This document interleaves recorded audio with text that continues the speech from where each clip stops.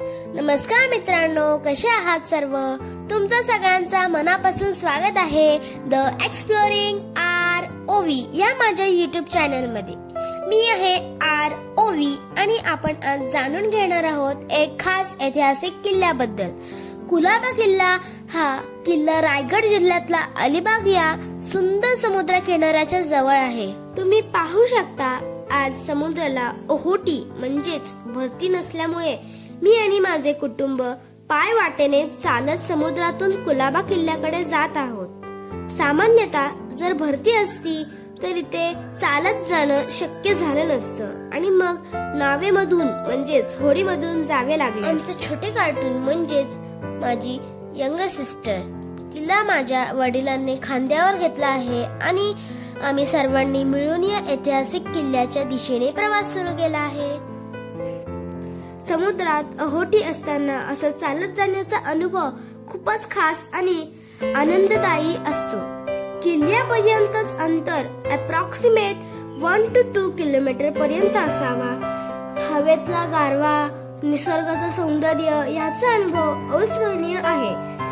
तुम्ही पण एकदा हा अनुभव घ्या. किल्ल्यामध्ये प्रवेश करण्यासाठी प्रत्येक व्यक्तीने आधी तिकीट काढणे आवश्यक असते. हे तिकीट प्रवेशद्वाराजवळ असलेल्या तिकीट खिडकीतून सहज उपलब्ध असते. तिकीट दर हे वयोगटानुसार आणि कधी विशेष सुट्टीनुसार ठरवलेले असतात. त्यामुळे किल्ल्यात जाण्यापूर्वी तिकिटाची संपूर्ण माहिती घेणे फायदेशीर. चला तर मग आता आपण या ऐतिहासिक किल्ल्यात प्रवेश करूया.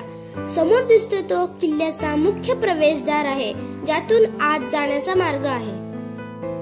कुलाबा किल्ला हा किनाऱ्यावर वसलेला एक ऐतिहासिक जलदुर्ग आहे. हा किल्ला अरबी समुद्राच्या सानिध्यात असल्यामुळे त्याला समुद्रदुर्ग असेही म्हणतात.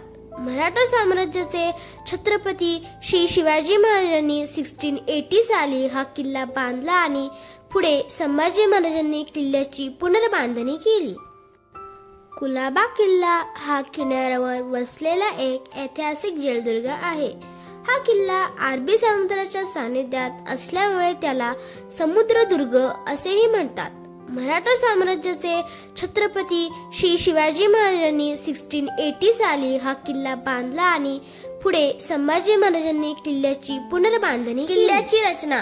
किल्ल्यामध्ये मुख्य प्रवेशद्वार, बुरुज आणि तटबंदी. किल्ल्याभोवती एकूण 25 बुरुज आहेत जे संरक्षणासाठी उभारले गेले. किल्ल्यामध्ये श्री गणेश मंदिर असून ते पर्यटकांचे आकर्षण ठरते. तिथे गणेश उत्सव मोठ्या थाटामाटात साजरे केले जाते.